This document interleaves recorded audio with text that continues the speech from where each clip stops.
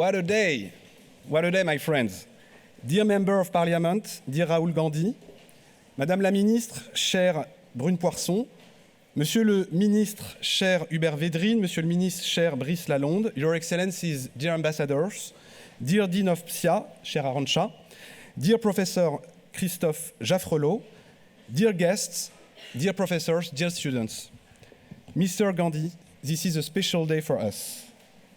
This is a special day in your university. Welcome to Sciences Po and thank you so much for your presence in Paris, on our campus. You're just arriving from Brussels.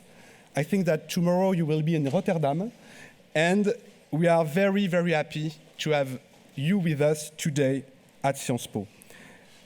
It's a great honor for me to welcome you to our university for this unique opportunity for a dialogue with our students and faculty. There is no need to say what an important Indian leader, and I must say a worldwide leader you are, and what role you have played for almost 20 years in the public arena. You currently serve as a member of the Indian Parliament from Kerala, and you used to serve as the president of the Congress Party, today's main opposition party to the party in power. You are one of the most important voices in today's India, and you have emerged as a strong voice on the wider international scope. And I have to say, I must admit that I'm also very impressed by your 25 million followers on X, formerly Twitter. Thank you for coming to Sciences Po at this very specific moment of time. We are very much aware of everything you went through in the last month. You are also visiting us on the eve of the G20 summit hosted in Delhi, while BRICS have just extended their network to 6 new countries. The key role of India grows every day, and we are delighted to offer our students the unique opportunity to listen to you and exchange with you, along with Professor Jaffrelot and Dean Gonzales. If I may, please allow me to tell you a little bit about our university. We were created 151 years ago. We are a very specific university, very international. 50% of our students are coming from abroad.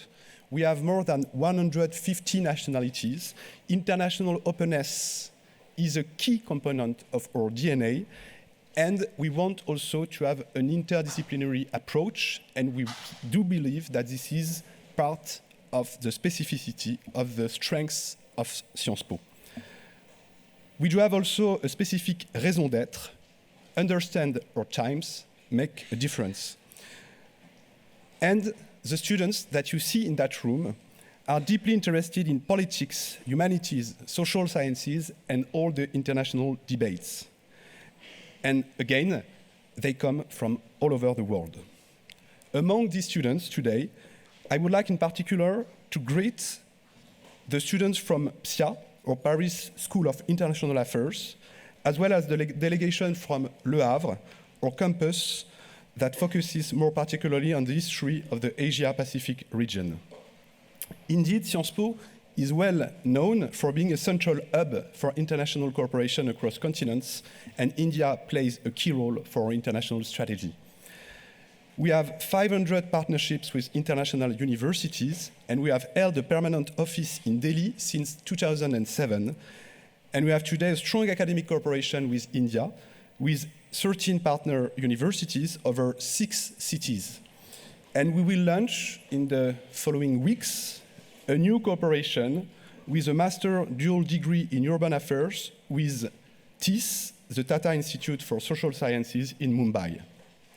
Our Indian community at Sciences Po is growing every year. Many Indian students are especially attracted by our programs in English, and they learn French while they are in Sciences Po. There are 300 Indian students at Sciences Po, and we are very proud of that. Mr. Gandhi, I'm the leader of a committee dedicated to academic freedom for the Association of French Universities. I have to say, that we are also very concerned about the current situation of some of our academic Indian partners and colleagues. Higher education and research cannot flourish without a fully free academia. And democracy cannot blossom without a free academia. Sciences Po will always stand next to faculty, students, and scientists that are in danger. We already welcome more than 100 refugees, and we will create an academic shelter to increase that strategy.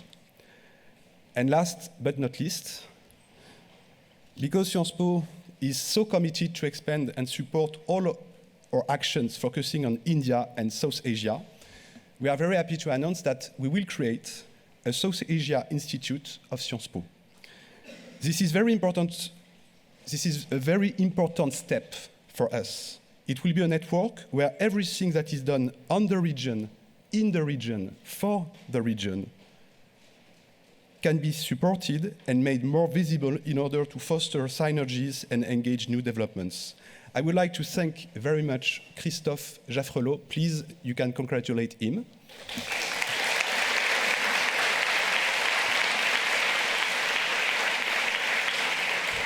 For that creation, I would like to thank also Vanessa Scherer, our Vice President for International Affairs. You can congratulate her. And of course, Alexandre Mariani, her colleague. My dear friends, again, Mr. Gandhi, thank you for choosing Sciences Po during your short visit to France. We all look forward to this 90 minutes with you. Thank you very much. Tani Ya Vad. Thank you.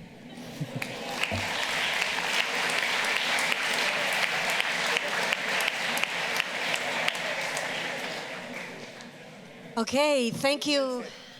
Thank you very much, Matthias. This was a very good way to start what we hope would be a great dialogue. So we're going to conduct this dialogue in two parts. First, we are going to, I'm going to conduct a conversation between Rahul Gandhi that for the purposes of this conversation, I want to stress is the chairperson of the Indian Youth Congress and the chairperson of the National Students Union of India. So there is a bit of a connection here with all of you. Together with Christophe Jaffrelot, in this house he needs no introduction, but let's say that he is in this room the person that knows best about India, of course, after Rahul Gandhi. So we've been following your Bharat Jodo Yatra across India. We've seen the many kilometers that you've done, over 137 days. We're really grateful that you took a detour to come to Paris. And the first question I would have for you is, we look at India and we see a country whose economy is growing, a country which creates technology, that innovates, but also a country with millions of people still in extreme poverty.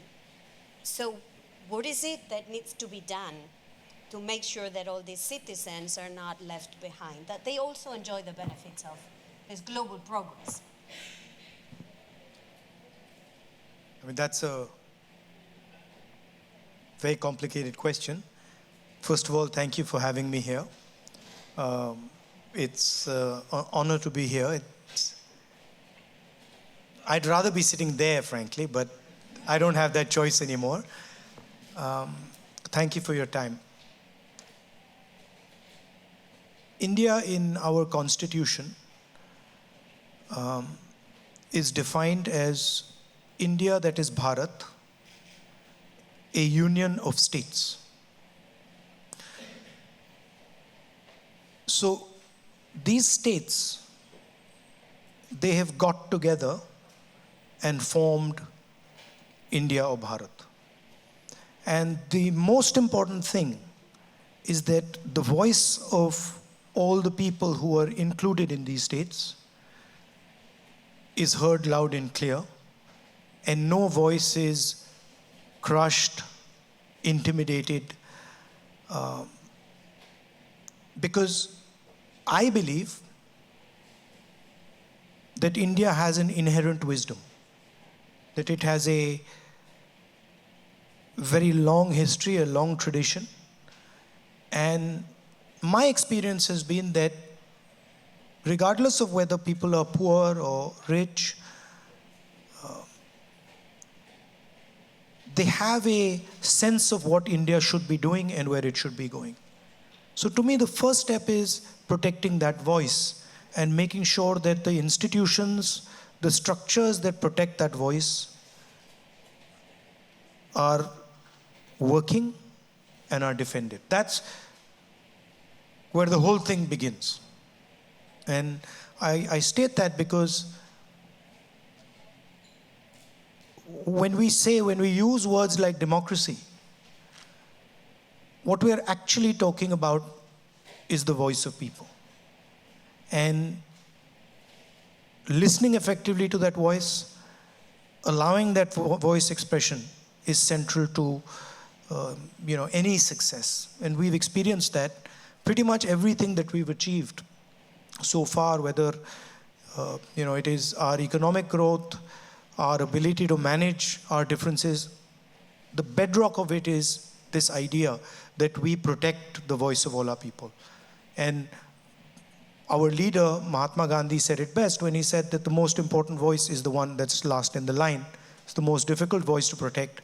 And a nation that is doing that will succeed. Wow. I was quite impressed by that answer and the link that you make to democracy. India is a very diverse country. It's probably much more diverse than the average of any of our countries, certainly more than Spain or France. How does one make democracy work in such a diverse country?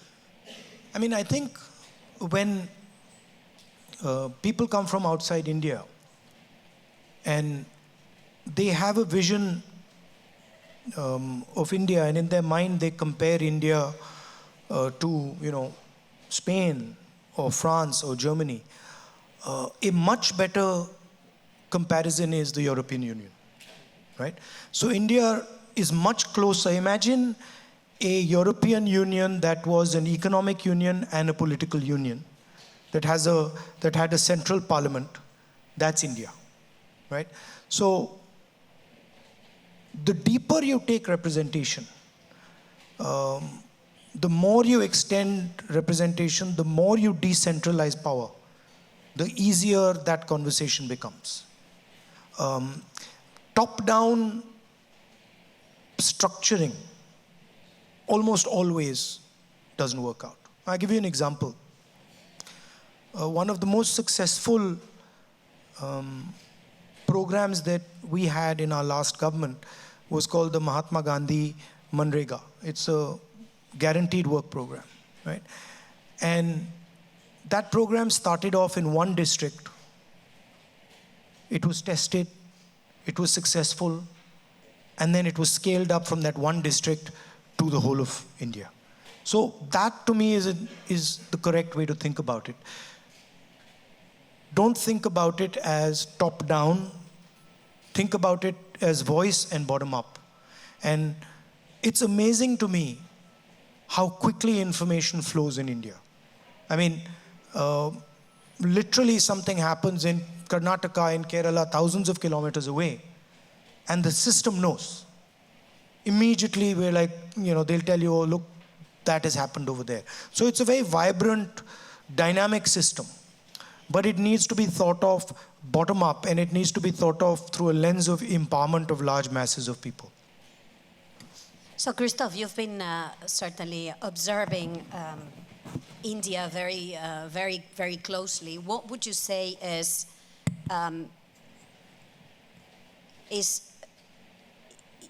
where we should be putting our focus when we look at India from a democracy point of view?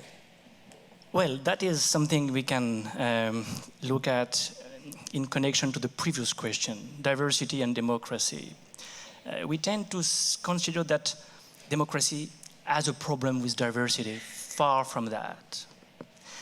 In fact, democracy is at a crossroad in India today, I would say for two reasons.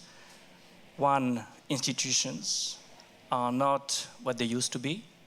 There is a kind of deinstitutionalization of the country. And the moment you return to the arrangement that is there enshrined in the Constitution, you make democracy work even in a better manner because federalism flourishes. So democracy is supported by diversity if you respect the federal arrangement that is there in the Constitution. Plus, of course, democracy is not only based on elections. The populists would like us to believe that when you vote, you're in democracy. Well, it works only if you have the rule of law, because elections are not an even playing field the moment you don't have the rule of law. Money power, muscle power makes such a big difference. So that's another way to respond to this question. Make the institutions sufficiently strong again for making elections an even playing field. And make the Constitution also at work in terms of federalism. Interestingly, we have, and that's why I say democracy is at a crossroad in India, we have a coalition in the making on the opposition side that gathers together many parties, 20 plus.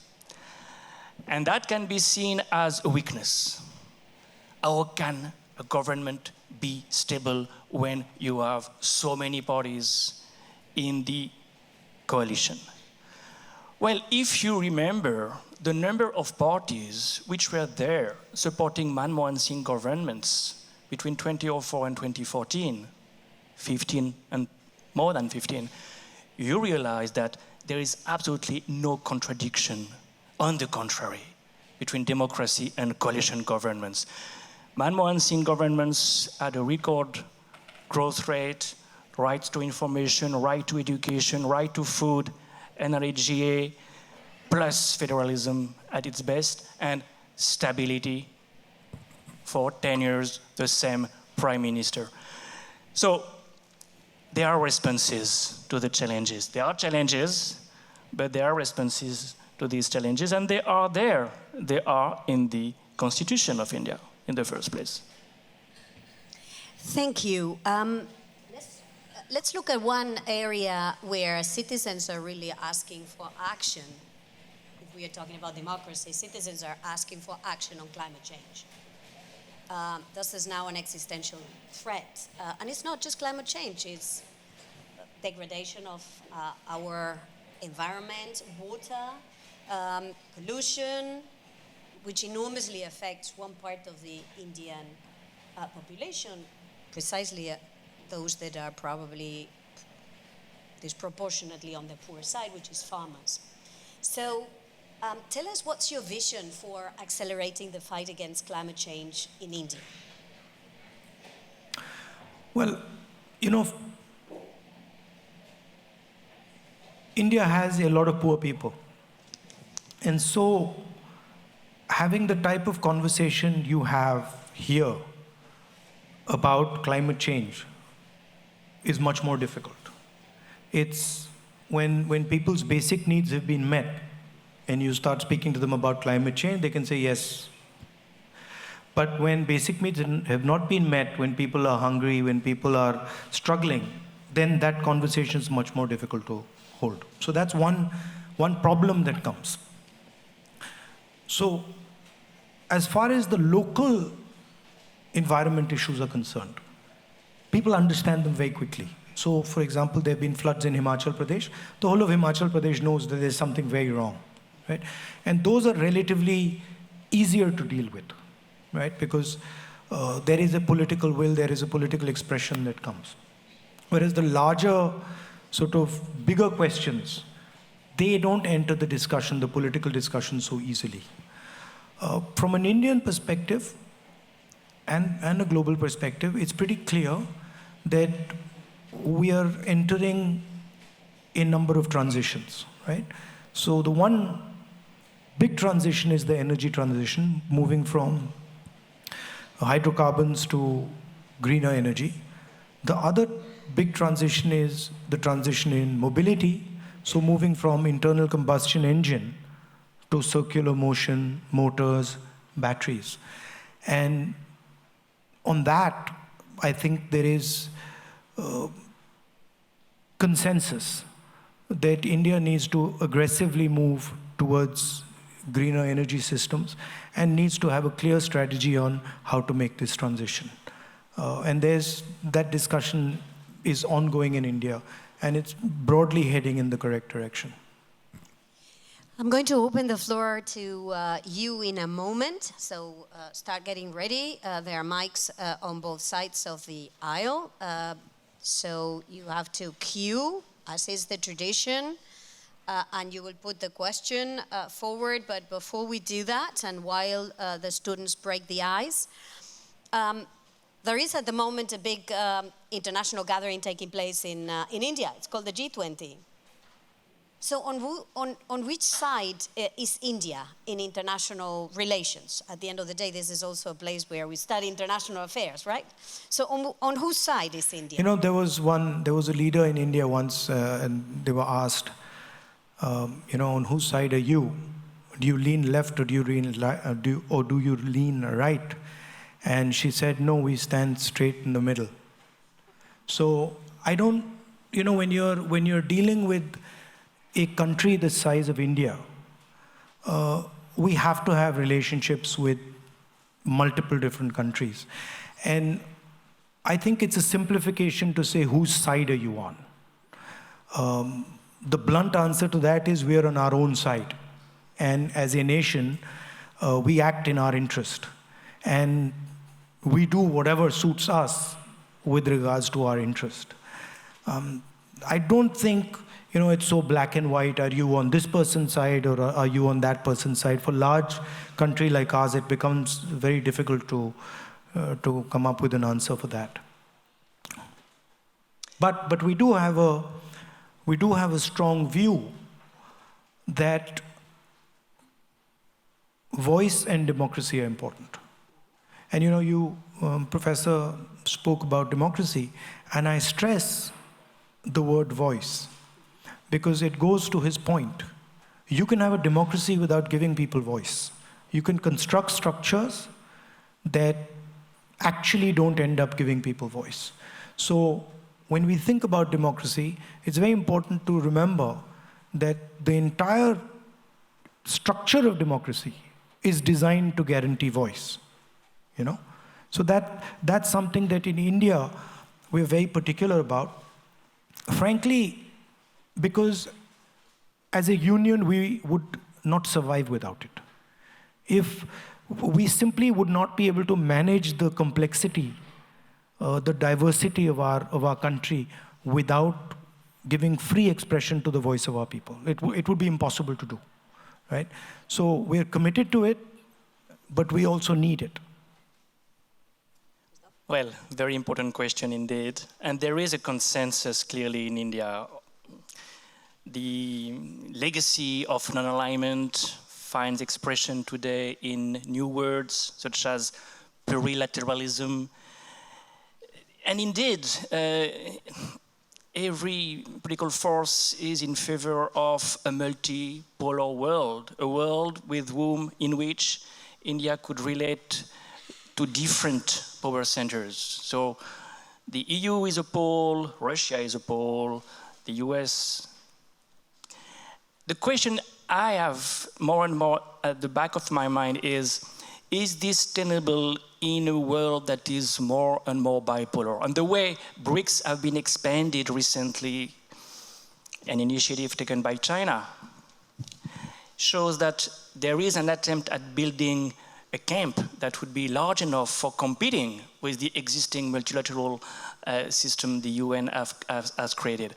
And I wonder whether India will not have to take side at one point, primarily because of China. Because China is posing a threat to India in the Himalayas, posing a threat to India in its neighborhood, Sri Lanka, Nepal. China is the #1 trade partner of India with a huge deficit. The dependency of India vis-à-vis China is absolutely amazing. So can India remain, I would say, equidistant in a world that becomes more bipolar at a time when China is not coming to the G20?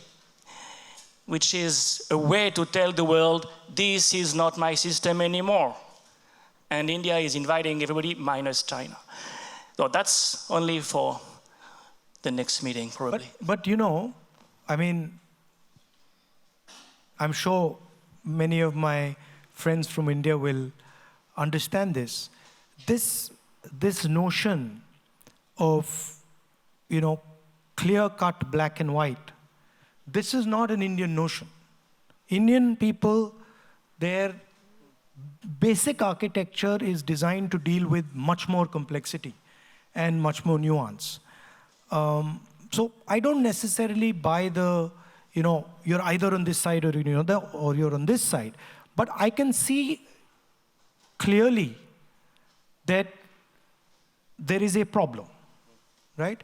And that problem requires a solution. It's a global problem, and more than a global problem, it's a problem for India, it's a problem for Europe, and it's a problem for the United States.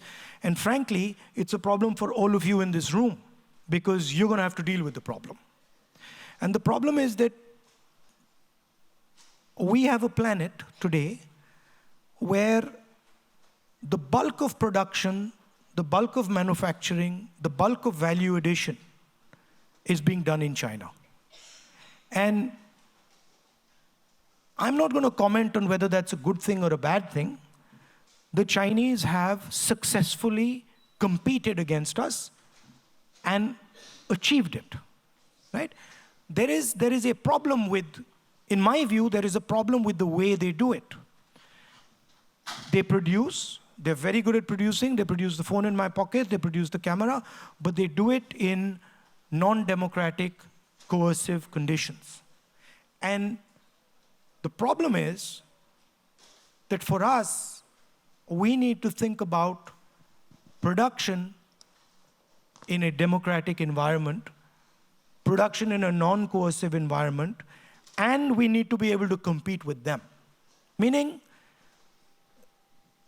they don't need to give their population political freedom. They can just give them economic freedom and then become the center of production globally. We have to produce and compete with them, and we have to give our people political freedom and economic freedom. So that is really the challenge. I don't see it as, you know, a confrontation with China. China has placed on the table a way of working, a way of production. And I think it is important for the United States, for India, for Europe, to place an alternative system, an alternative method on the table. And I think we owe it to, certainly we owe it to our population, and I think the French and the Europeans owe it to their population, because we are not going to be able to, manage our countries. We're not going to be able to give students like you jobs without doing that. So to me, it's an opportunity to say, can we produce in democratic structures, within democratic frameworks? Thank you. So we're going to start with the questions from the floor. I would ask you to briefly identify yourselves and ask one question. It's about questions. Remember, there is no right questions or wrong questions. There is no right answers or wrong answers. There is just a polite exchange of questions and answers. Okay? Lady over there. Hi, can you hear me? Yeah. My name is Lydia Jayakumar. I want to ask about the violence against minorities in India, in particular because this is close to my heart, violence, caste atrocities in India. Every day we hear, you know, people from the Dalit community killed because, or violence against them because they went to a wedding, because they went to the school, because they, you know, things that are our rights, just because we're, you know, accessing it, there's violence against people in the Dalit community. What do you think needs to be done? Because it's societal, but it's also institutional. And it seems like there is no answer to it and there is no help from it. So. No, there are. I think it needs to be combated. I think it requires a political imagination. And I think it is very important that it is done. What the BJP and the RSS are trying to do, the heart of what they're trying to do, is trying to stop the expression, the participation of lower castes, other backward castes, tribals, and minority communities. And for me, in India, where a Dalit person or a Muslim person, tribal person, upper caste person, anybody is being mistreated, is being attacked, is not the India I want. So I think it's very important that this question is taken head on, but I don't think that the type of political imagination that is required is currently there. It ebbs and flows. So you have these movements, you have this expression, and then they ebb away. And I think we're at one of those points where they've sort of ebbed away, and we need to reconstruct the political imagination that will, solve the problem you're talking about. For me, this is the central problem in India. This is bigger than any other problem. Thank you. Gentleman over there. Hi, thank you for the conversation. My name is Tanishq Saha, and I guess I had a question related to a term you used earlier on in the speech, Bharat. And there is a lot of discussion going around social media right now with a potential renaming, rebranding, whatever you might call it. But does this kind of change of a more popular name? We all know India has been named Bharat since its inception, but is there a point or some value to be derived in changing this name in the international perspective, in the weight we can bring to discussions, to be on our own side as you speak? Well, the Constitution actually uses both names, right? So the line in the Constitution is the line I started with. India, that is Bharat, is a union of states. So I don't really see a problem there. Both words are perfectly acceptable. But I think maybe we irritated the government a little bit because we named our coalition India, so that got them all heated up. And now they've decided to change the name of the country. I mean, you know how these things are. I mean, we could always give our coalition a second name as well. So, I don't think it'll solve the purpose.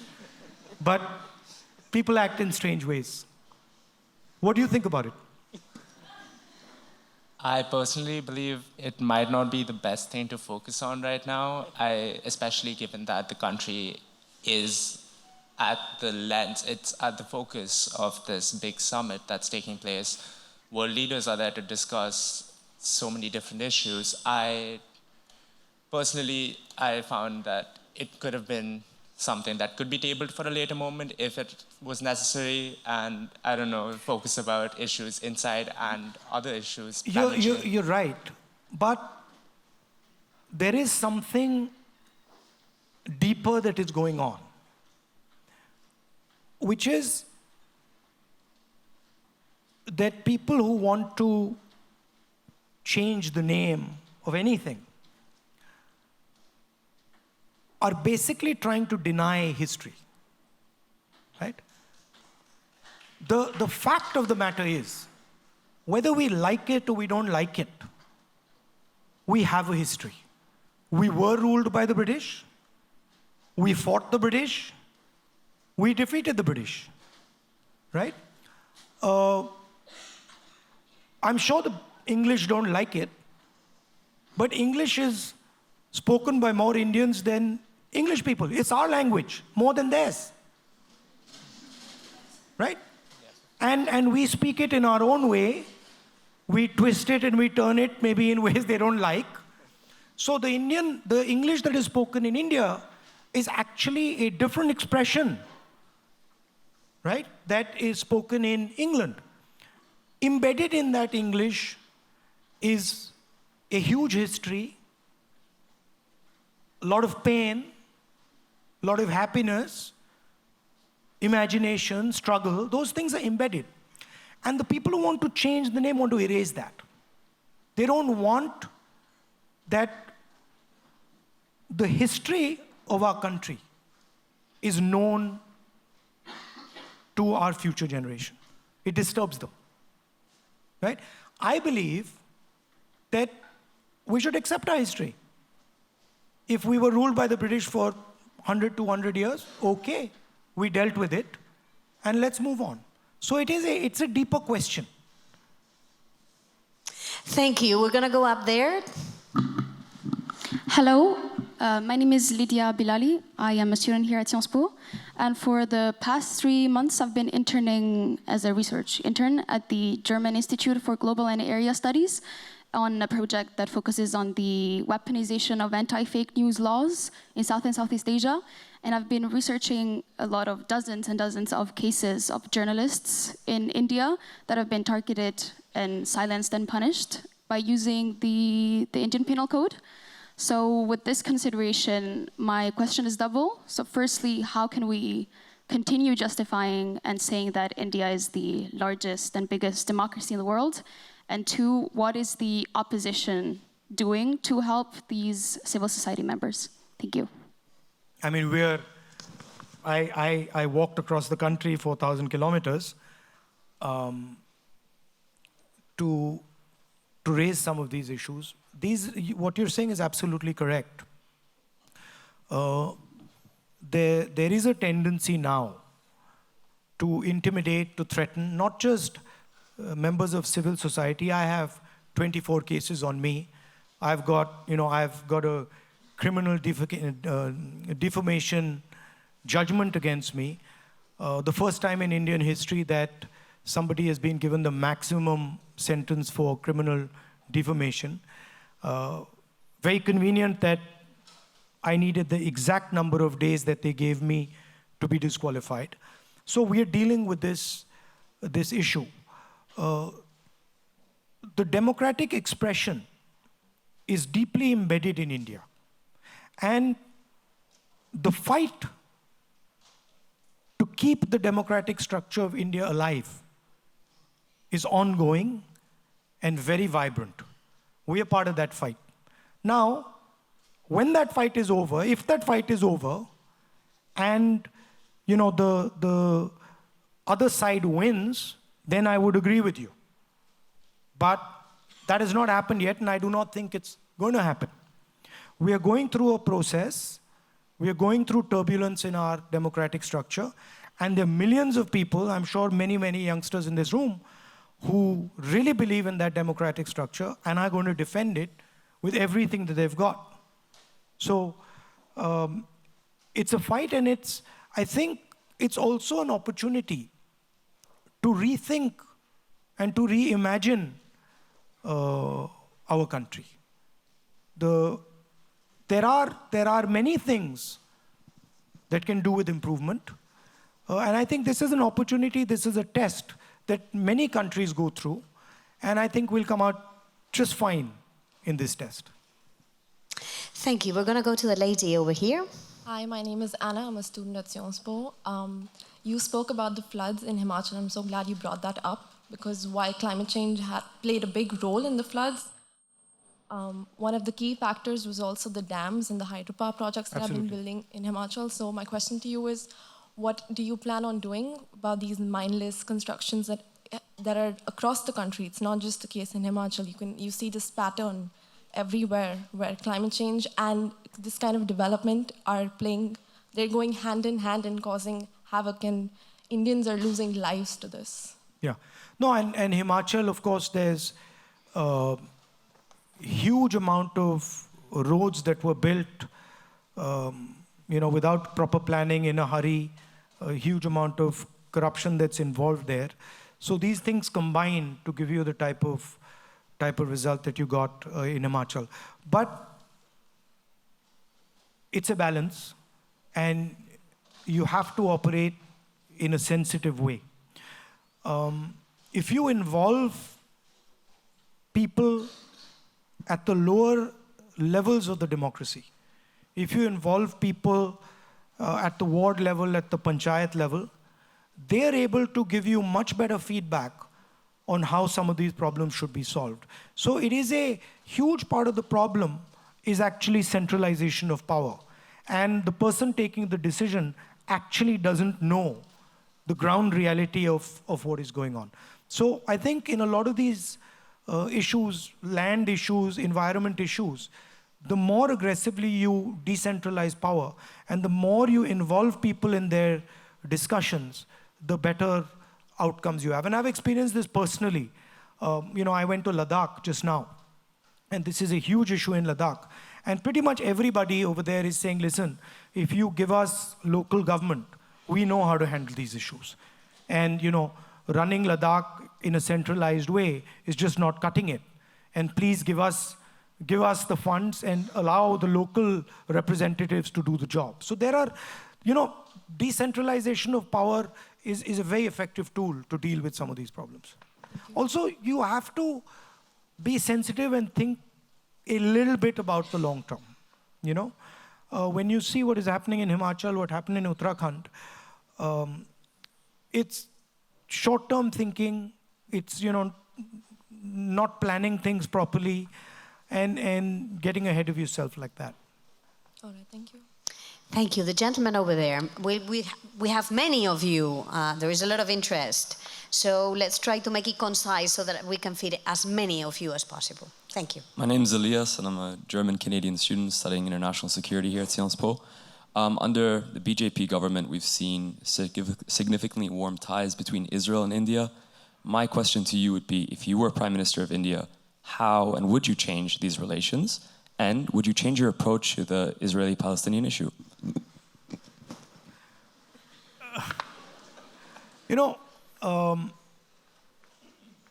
I'm quite sensitive to the plight of the Palestinian people. And I think that the way the Palestinian people are being treated is not correct, is unfair, is not correct. In fact, I was reading an article just the other day where an ex-chief of Mossad has commented on this, And I think it's counterproductive for Israel to treat the Palestinians the way they're doing. However, we do have a relationship with them where they supply us with weapons, and we have sort of an important relationship with them. So you can't just wish that away and say, we're going to now change that completely. But I certainly would, tell them to think about what they're doing and the consequences of what they're doing to the Palestinian people and also to themselves. Because it is my experience that these things, these imbalances come to bite you back later. And it is always better to resolve these issues upfront, amicably, with sensitivity. Thank you. Gentleman up. Hi there, yes. So I am a master in social policy here at Sciences Po. While it might not quite look it, I'm actually also part Indian. And over this past few years, it's been particularly scary to see many of my friends and family members back in India become radicalized by Hindu nationalist rhetoric. My question to you is, if your coalition gets elected, where exactly do you see yourself placing the role of Hinduism in a post-BJP India? And how concretely do you propose dismantling or perhaps even transforming the legacy of a religious zeitgeist which has captured the hearts and minds of so many Indians today? Look, I've read the Gita, I've read a number of the Upanishads, I've read many Hindu books. There's nothing Hindu about what the BJP does. There's absolutely nothing Hindu about what they do. Right? I have not read anywhere, in no Hindu book, from no learned Hindu person, have I ever heard that you should terrorize, harm people who are weaker than you. I've never read this. So this idea, this word, Hindu nationalists, this is a wrong word. They're not Hindu nationalists. They are nothing to do with Hinduism. They are out to get power at any cost, and they will do anything to get power, and they will do anything to ensure that the Indian caste structure, the social structure of my country is not threatened. They want dominance of a few people, and that is what they're about. There is nothing Hindu about them. Thank you. Very clear. Gentlemen. Hi, thank you for being here. My name is Zaid Wahidi. I'm a lawyer based in Paris. My question is about the opposition's narrative for the next election. And I saw that Ms. Sonia Gandhi wrote a letter identifying 9 points to the Prime Minister. Is that the opposition's pitch? Because as a minority, of course, it's important for me to have the Pyar ki dukaan in a Nafrat ka bazaar. But is there another issue, or are there certain issues that you have identified that will perhaps build more consensus with even the majority community and get you where you are, where you want to be in 2024?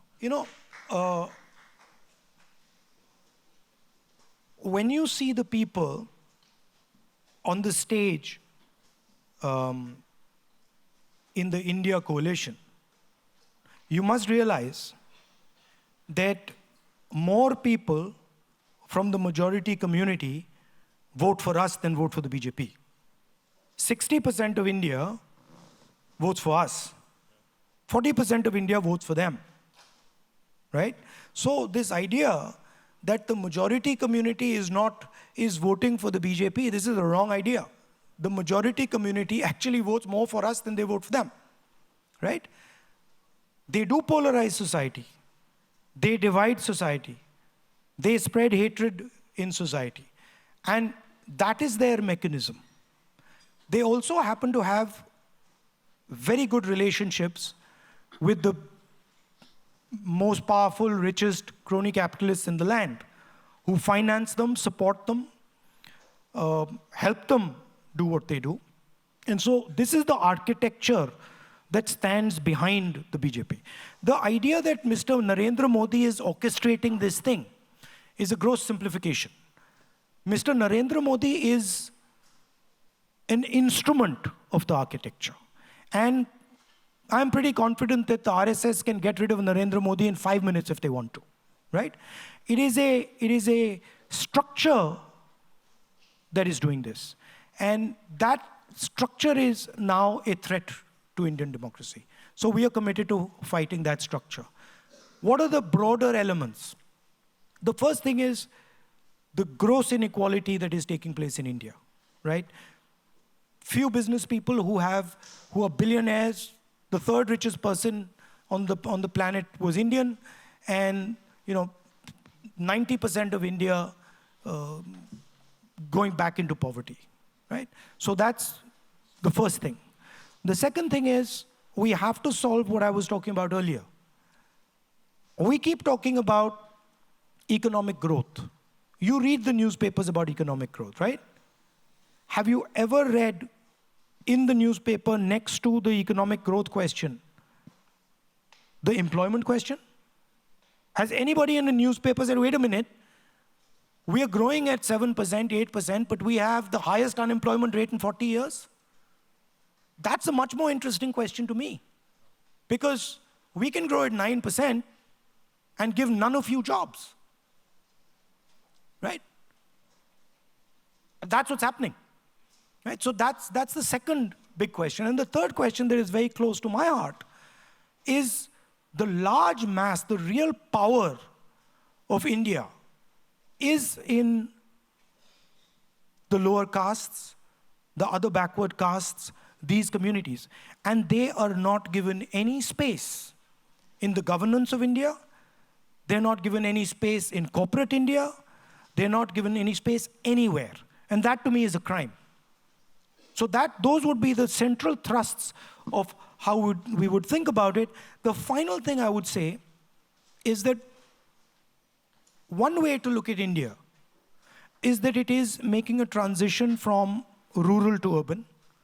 And the largest migration of people from rural to urban in human history ever is taking place in India and China, right? And if we're going to be making this transition, this is a frightening transition for a lot of people. So we need to give them the basic minimum architecture to make this transition safely. What does that mean? That we spend a serious amount of money on education, we spend a serious amount of money on healthcare, that government does not abrogate responsibility for healthcare and education, and that we provide a minimum floor where India commits to all its people that no matter what happens, you can simply not go below that floor. We will give you a minimum income below which, no matter what happens, you're not going to go. But, you know, when I talk to students, especially the Indian students here, and the students who are not from India,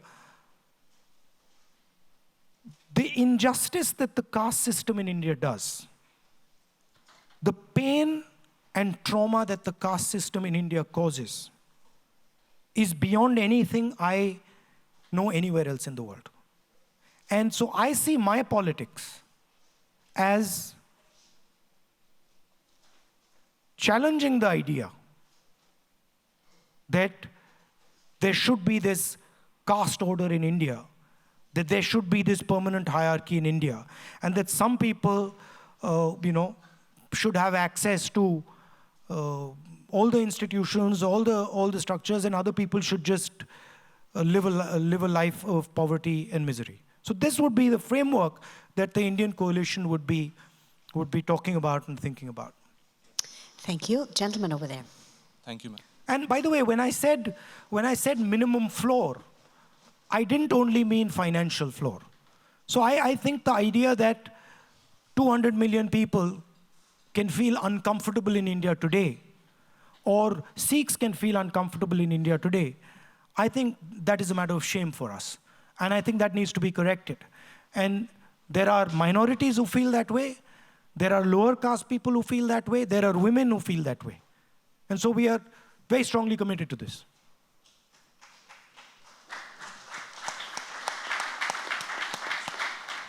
Thank you, ma'am. Good evening, sir. Sorry. I was looking at him. So first off, I would like to really congratulate you on this Europe Jodo Yatra. And then my my question for you is actually also related to the India Alliance, but it's a more psephological question. So like, I come from Maharashtra, and before this this day, like this tour in Europe, you were also in Mumbai. You're also in my city, and there you had a very important meeting, the India Alliance meeting, where you basically put forward your values and the values that you're planning for 2024. So my question is, even if the India Alliance defeats the BJP and by extension the NDA in 2024, what next?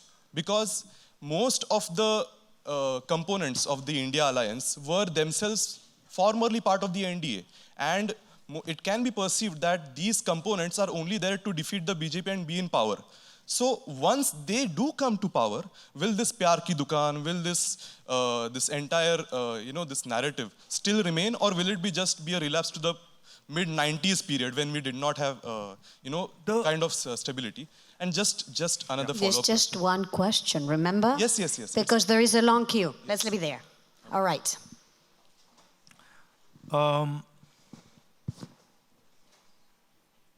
Politics in India, in my view, changed in 2014. And the reason it changed is, for the first time, we had an organization that decided to capture and subvert the structure of democracy. This changes everything, okay? Until 2014, political parties would fight each other. There was a level playing field. The election commission was neutral. The institutional framework was neutral, and we would fight one another. In 2014, that changed. We do not fight a political party anymore. In fact, if I told you that I'm fighting a political party called the BJP, I would be naive. Now I am fighting the Indian state, as controlled by the RSS. There is absolute consensus in the India coalition that this needs to be wound down. We do not want an India where our institutions are not neutral. It is dangerous for our country, it is detrimental for our country, it is dangerous for the politics, it's dangerous for you. So there is commitment that we will wind this thing back. Of course, there are a few partners who were members of the NDA alliance. I think Nitish ji is the only one, right? Mamta ji at some point had partnered with them, right? But India has completely changed, right? It is one thing to partner with a political party led by Mr. Vajpayee. It is another thing to partner with what is running India today. Thank you. We go up to the gentleman. Hello. Good evening, Mr. Rahul Gandhi. So firstly, I have one suggestion and one question. Remember that there is a long queue waiting. I'll be very quick, yeah. Good. I'll be very quick. So when people are trying to talk to you, when people are trying to reach out to the Congress party, I feel that Congress is not as receptive as it could be. I tried to sign up for the IOC about 5-6 years ago. The website never replied back to me. There are people that want to engage with you. That's his fault, huh? There are people that want to engage with you, even in press conferences. People are saying, hurry up, ask your question quickly. And there are people really eager to talk to you, but there's not enough channels to speak to you. That transitions to my question. Even in terms of when there is injustice and when there are people expecting your support, there are moments where we see that the Congress party is not present. So today, as we speak, G20 is happening in India. A lot of slums were demolished just because G20 visitors were coming in. And I've been watching news reports where people are saying that nobody came, not even the Congress party came. And just like you did a spin with Bharat Chodo and called it Bharat Jodo, I think this is now do or die or karo ya maro moment for India. Why is the Congress party, why is the India Alliance not present at every single injustice that is happening in the country? Thank you. You've given me a very good idea, by the way. So I will go there now that you've suggested it. You can't be present. India is a huge country. India is extremely complicated. And physically, I can't be present everywhere. It would be crazy for me. Sure. Let me finish. Physically, it would be crazy for me to be present everywhere. Now, for you to say that the Congress party is not present in the slum, you're absolutely wrong. There's Congress party sitting in the slum. I can tell you, you give me the name of the slum, I'll give you the name of the worker who's sitting inside that slum, who's fighting that contest right there, right? But what you're doing is you're saying if a leader of the Congress party isn't everywhere, then the Congress party isn't everywhere. No, the Congress party is everywhere. We have crores and crores and crores of people. We have thousands and thousands and thousands of leaders. I can tell you names of people who've got thrashed in Madhya Pradesh day before yesterday, right?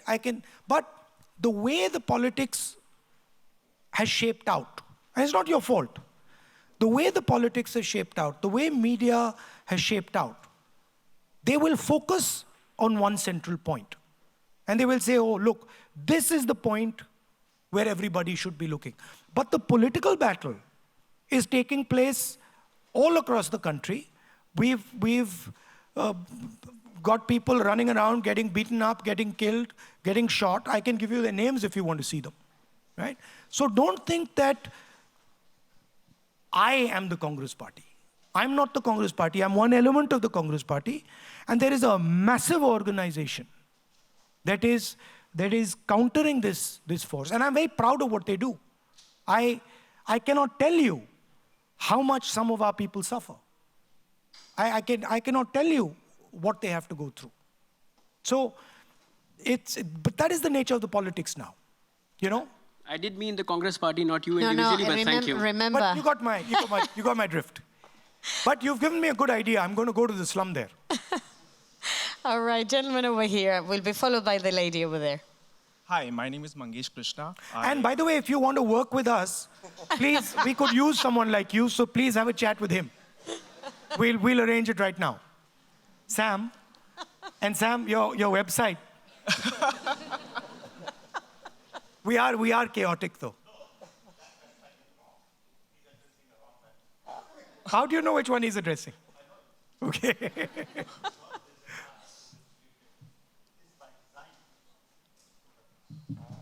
Should we take this outside the room? We'll offer the coffee. Gentleman over there. Hi, Rahul. My name is Mangesh Krishna. I was a student at Sionspur, and I come from a place very close to your former constituency in Uttar Pradesh. So my question to you is that when you ask the India Alliance to come back into power, a memory of corruption, nepotism, appeasement politics rushes back, and if you will listen to the recent few speeches of Narendra Modi, he's attacking, like this is the fight that we have to do in the next elections. So how do you propose changing that perception or that image, especially since you're here, of nepotism, since they've painted you as a poster boy, and we see more of you more than the Mr. Mallikarjun Kharge taking on questions? No, meaning? Meaning, how do you propose changing that perception, or what are you promising with the India Alliance that it will be any different from the previous government of 10 years that we had? I mean, it's interesting you talk about nepotism. Can you answer me a simple question? How many politicians in India have walked 4,000 kilometers? Not sure, like maybe with Gandhi, I mean, many walked, right? You know, I mean, to say that I am not struggling, or That's not my question. My question is, how are you proposing? I'm answering you. Yeah, okay. Right? So, there is a large machine,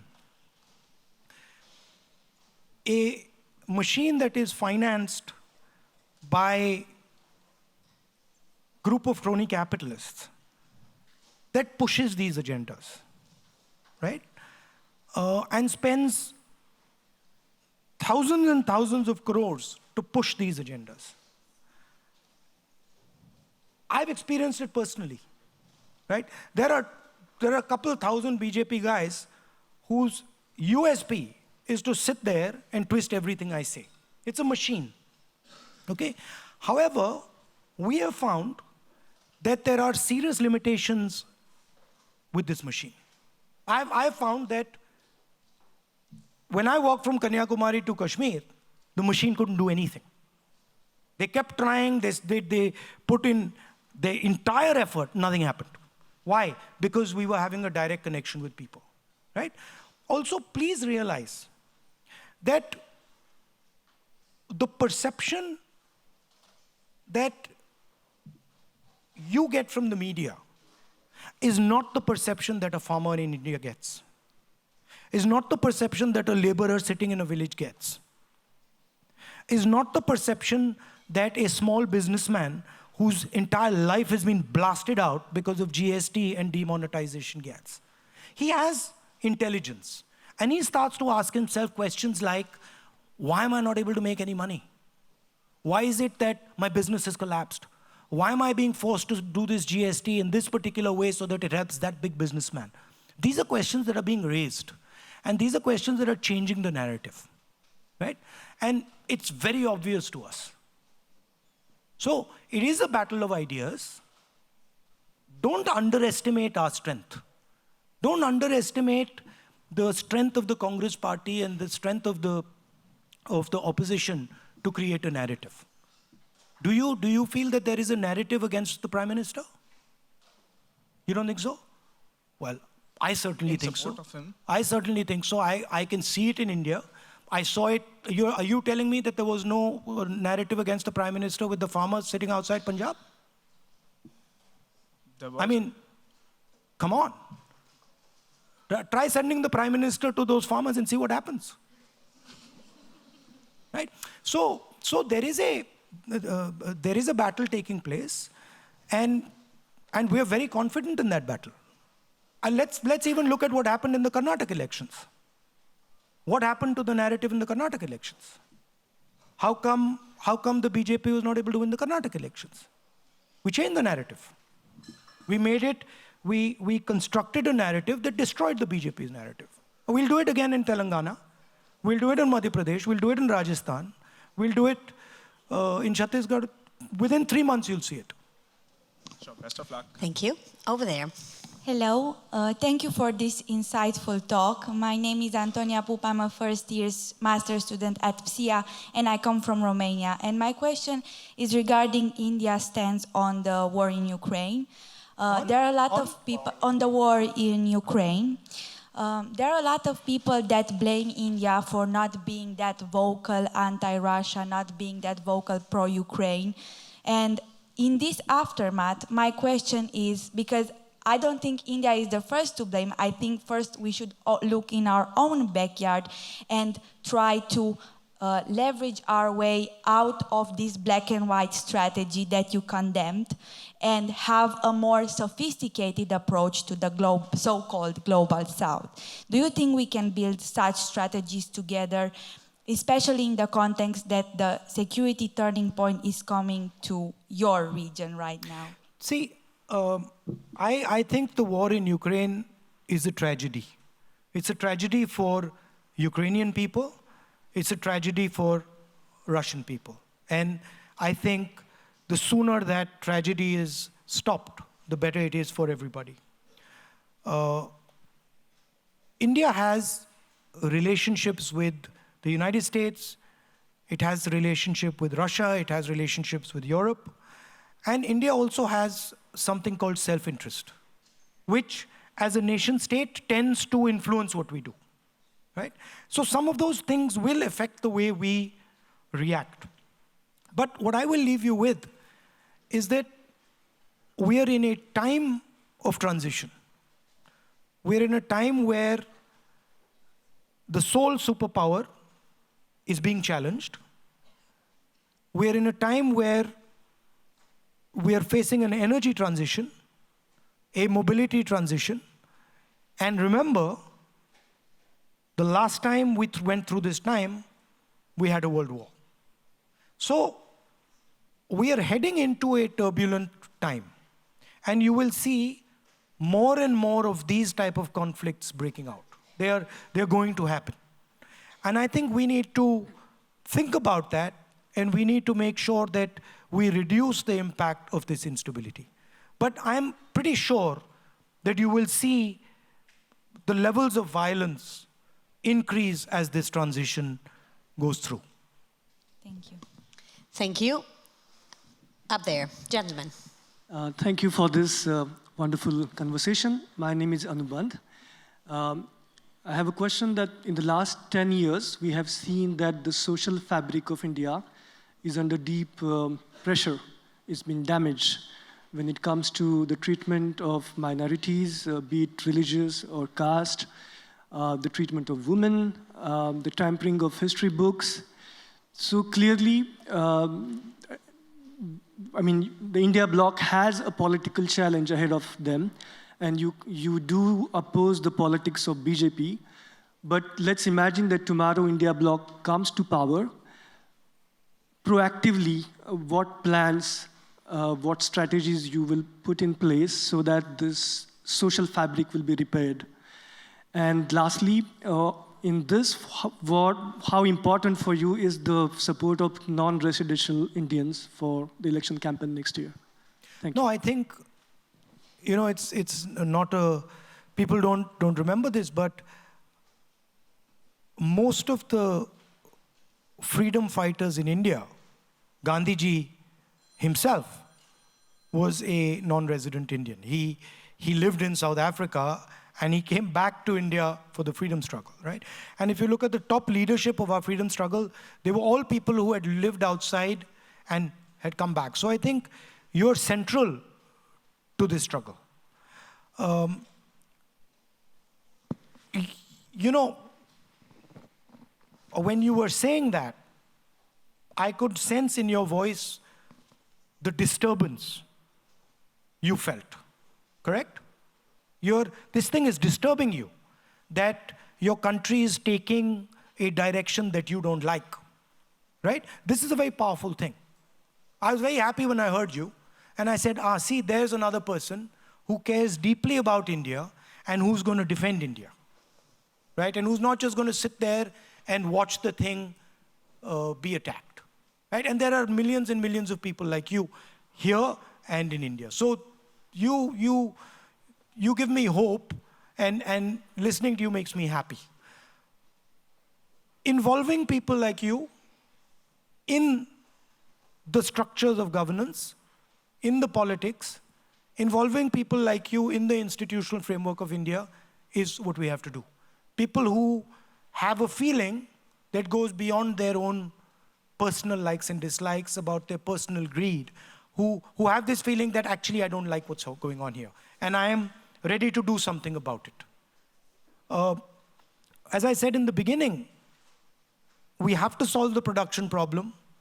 We have to have a new imagination of production, and we have to take back these institutions that have been attacked and compromised. That would be the main space we would operate in. Thank you. Lady over there. Adab Rahul. So basically, I am Parma Abbas, and I am an international security student at CERI, and I'm from Pakistan. And my question for you today is, Asia currently has 3 countries which are nuclear powers, and all 3 of them share a border with each other. And if you are in power next, in the next elections, how do you attempt at least trying to promote peace within the region? Because I don't think any of those 3 countries can afford a war. Yeah. I think, of course, it's not an easy thing that you're describing. It's a complicated and a difficult thing. But I think it's important that we think about peace between India and Pakistan, and we at least imagine the possibilities of peace between our 2 countries. That said, there is mischief that the Pakistanis get up to, and that becomes a problem for us. That becomes a little problem for us because, of course, our people get hurt. And so we need that mischief to stop, and we need this interference in our affairs to stop a little bit if we are to discuss peace with Pakistan. But saying that, and this is my experience, I don't think there is a problem between the people of Pakistan and the people of India. And if you come to Europe, you go to the United States, I'm sure over here, the people of India and the people of Pakistan get along just fine. They understand each other. And I remember when I went to watch the cricket match once in Karachi, I thought I'd landed in an Indian town. I was like, this is exactly what home looks like. So there are a lot of similarities. And I think it is the governments and that aspect that causes the problem.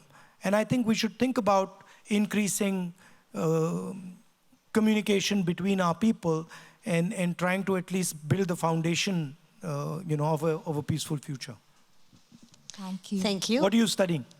International security, Asia, and intelligence. Okay, and what are your 1 or 2 main points for me? Are you trying to figure out how to defend yourselves from us? Or are you trying to figure out how to cause problems for us, or you're thinking of a peaceful future?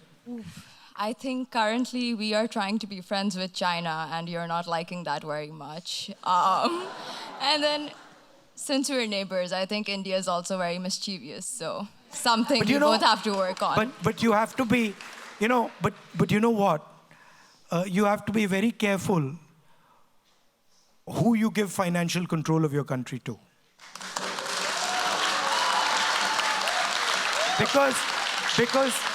Because you can, and I know you understand what I'm saying, because you can suddenly find yourself in a place where you didn't want to be. Yeah.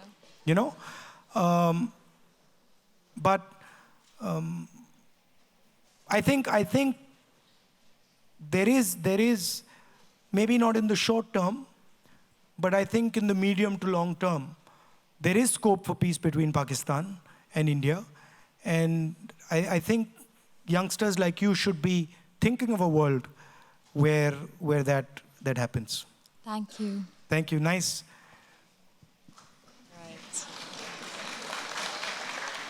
Right. Gentlemen. Hi, my name's Amir. My name's Amir. I'm a student in international security. And I was actually about to ask a very similar question because my dad's from Pakistan, my mum's from India. No, so you're also from Pakistan? Yeah, both. Okay, so we got to line up now. No problem. I'm okay with it. So I was going to actually ask exactly the same question about nuclear relations between the two countries, but I'm still going to ask you a question more specifically about Kashmir and what a roadmap to peace between the two countries relating to that specific area would be. Sorry, I can't hear what you're saying. Can you? Yes, sorry. Oh, there we go. Yeah. I was going to ask you specifically on Kashmir, what a roadmap to peace between the two countries would look like. You know, I mean, if I knew that, I mean, there'd be no problem. I think the roadmap is complicated.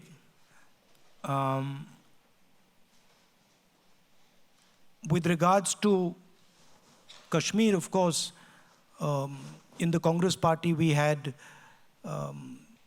you know, when 370 happened, we had a discussion, and our view is in our working committee resolution. We are arguing that Jammu Kashmir should be given their state back, the statehood back. But you know, the question of peace between India and Pakistan, that's a complicated and difficult question. I think what I was saying earlier about, you know, the China and the United States and the changing dynamics on the globe, I think we have to be very, very careful and very, very, very thoughtful about how we are acting. Thank you. Up there. Hi, Rahul. My name is Chandrachud. I'm a big fan of your YouTube videos. If you want to try local food in Paris like you do in Delhi, we are happy to take you out. Yeah? Coming to my question, I'm from... Are you serious about that? For sure, yeah. You want to do that? Of course, yeah. Okay, we can do that.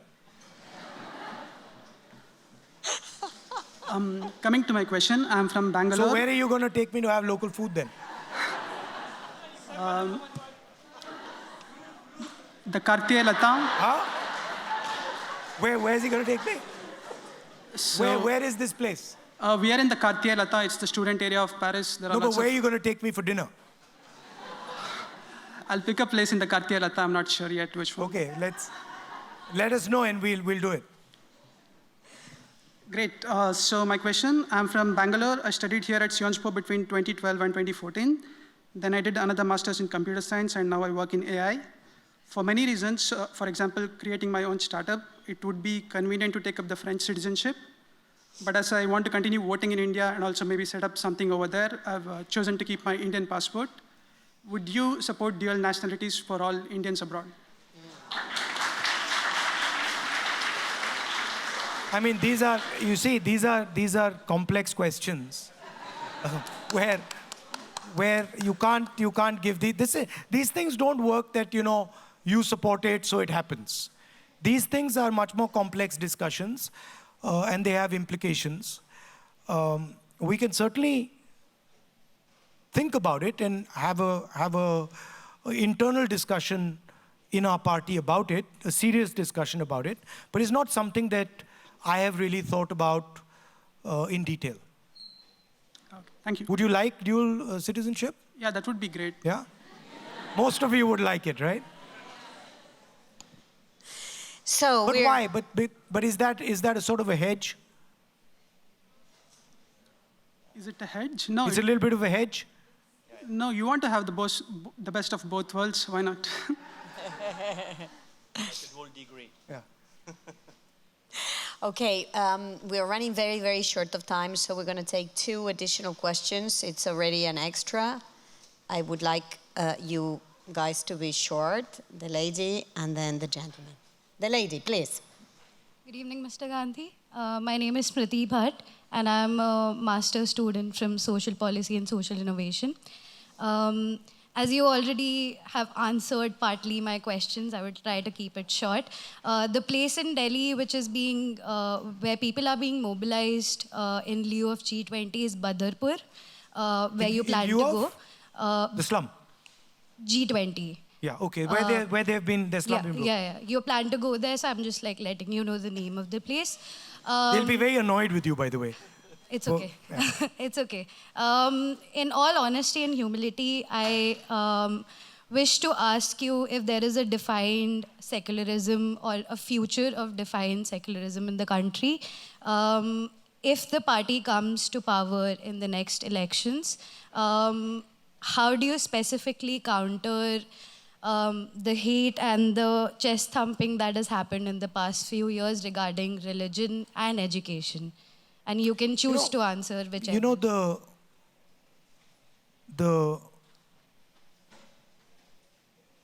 literally, if the Prime Minister tomorrow morning was to decide there would be no chest thumping and no violence in India, it would stop. It is the direction that the leadership of the country gives, the imagination that the leadership of a country gives, that shapes people. The feeling right now is that you can do whatever you want and nothing's going to happen to you, right? The moment the feeling becomes that there are going to be consequences to attacking someone, consequences to beating up someone, that behavior will change instantly, I guarantee you, right?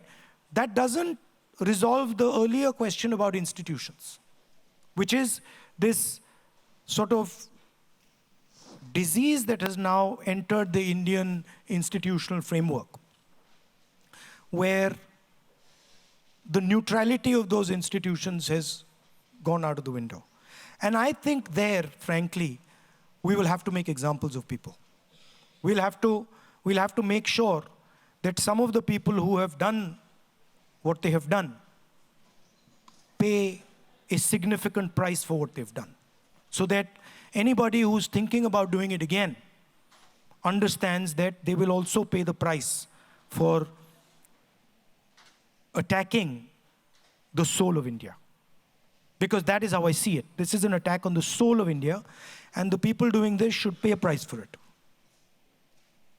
Thank you. Thank you. And the last question goes to the gentleman. Hi, my name is Arman. Can you hear me? Yeah, okay. So my question, I attended one of your speeches at the Bharat Jodo Yatra, and I remember when you mentioned crony capitalism, the crowd went wild. They were all like, Adani. And so there's this feeling clearly on the ground that this kind of top-down development is happening, right, in India, economic development, where there is crony capitalism, like you said. And my question is, if we are to decentralize power, where the state is less involved in all affairs, economic affairs, etc., how would you or how would your coalition ensure that the concentration of wealth does not take place in a few corporations? By the way, just because you have decentralization of power doesn't mean the state is less involved. The state is just involved at a different level, right? But the state is still involved. The center is not involved. So for example, if you go to Kerala, I'll give you an example. I'm the member of Parliament of Kerala. If I want to take any decision in my constituency, I have to speak to the local body people. I can't just as a member of Parliament suddenly say, I now am deciding to do this. They'll come to me and say, how did you do that? You have to have a conversation with us. So it roots you very quickly, because they can charge me a price. They can send me the bill, right? So decentralization does not mean that that the state is walking away. The state is just coming at in a different level, right? So what was the second part of your question? So how would you ensure that, monopolies don't happen in India? Look, what you're having in India today with Mr. Adani is so blatant, and it's completely so over the top, right? I don't think there's any other place where this is going on. The gentleman is in, pretty much every single business, right?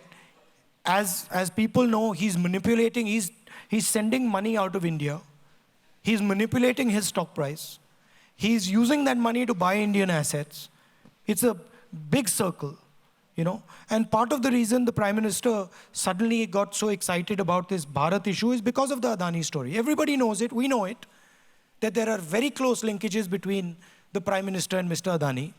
The documentation is available, right? And he's not going to get away with it. Eventually, he's going to be held accountable for it. So it is so over the top that it's completely ridiculous.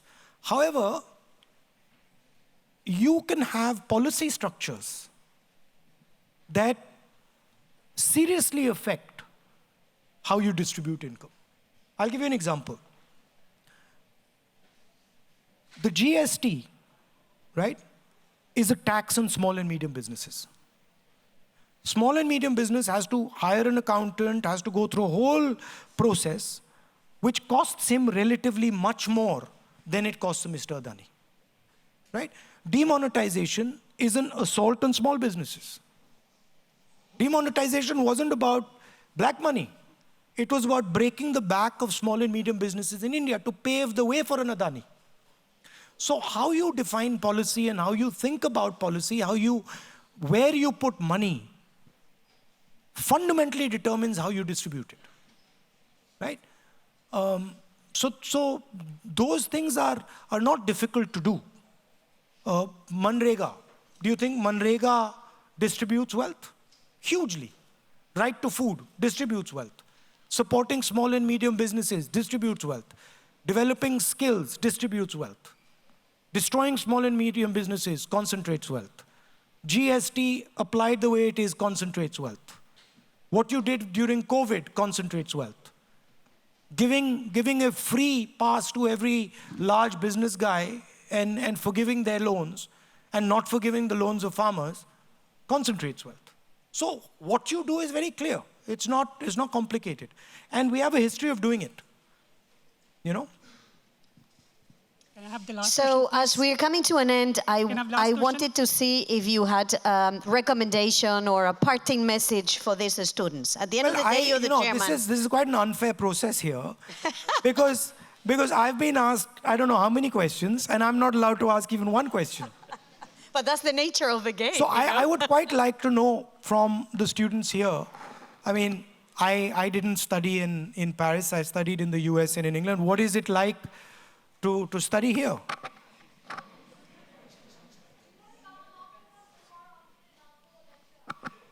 No, but I'm going for dinner this evening, I believe. You can come with us for dinner this evening. What is this? You want to do that? I mean, I'll have to check what these guys are up to, but I would happily have dinner with some of you people. You'll meet some of them again tomorrow afternoon. Okay.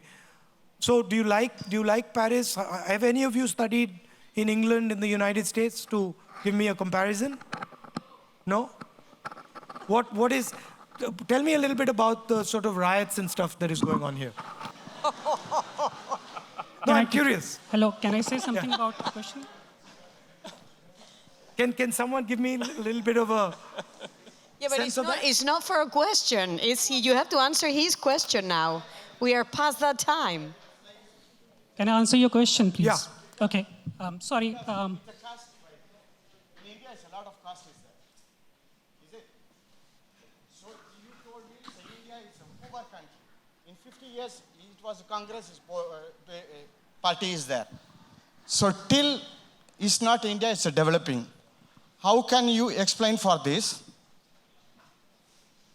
I think you understand my question. No, I actually don't. What is your question? You told me, Mr. Rahul has told me that India is a poor country. No, I said poor India, peoples is there. I said... Still is there. Let me speak. I said India is a country with many poor people. No, but let him have that. There's no problem. It's fine. We can give him a question. Thank you. Happy to.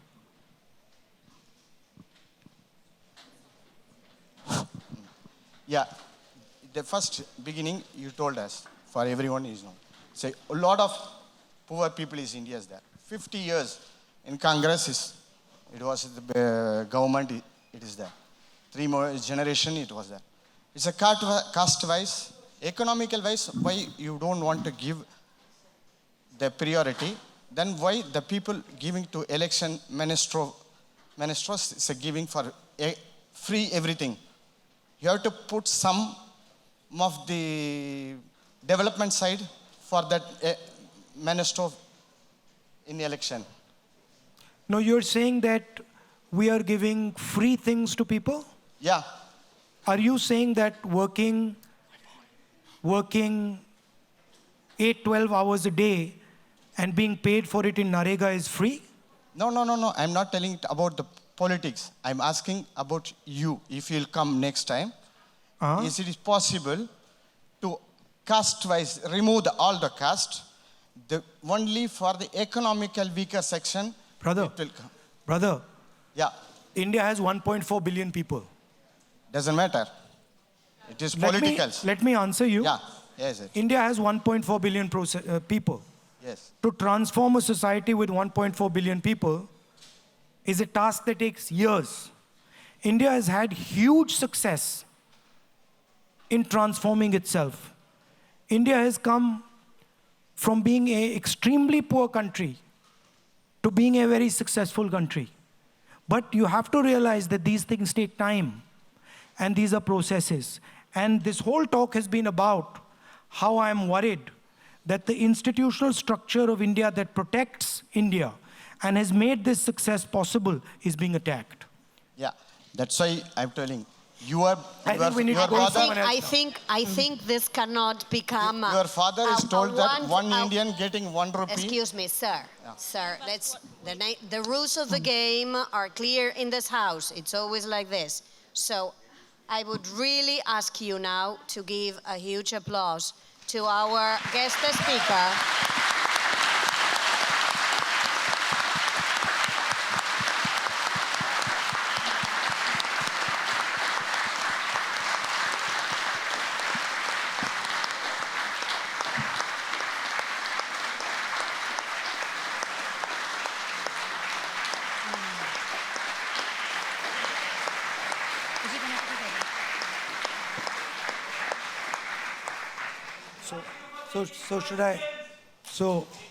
So should I conclude?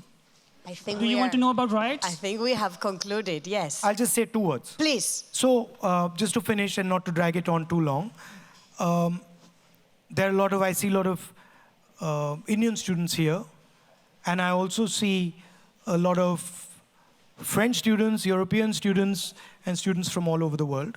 I think it's very important that we build a bridge between India and your countries. And I would like to invite as many of you as possible to come to India. Of course, the Indian people come all the time, but the people who are not Indian, to come to India, take a look at what is going on, and seize a lot of the opportunities that a democratic, productive India can bring to the world. Thank you. Thank you.